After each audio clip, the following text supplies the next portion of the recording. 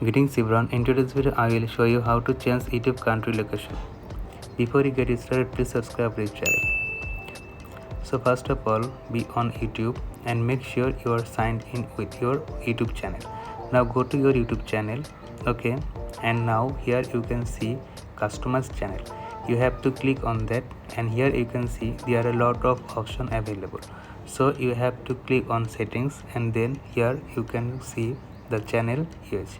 After general, so you have to click on channel. Now here you can see country of residence, which is set to United States.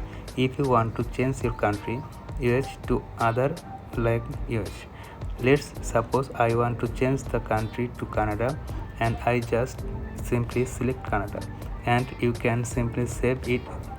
Okay, now here you can see it's changed. So if I go to my channel and if I go to our section, now it can see location is set to Canada. So that's how you can change your country name on YouTube.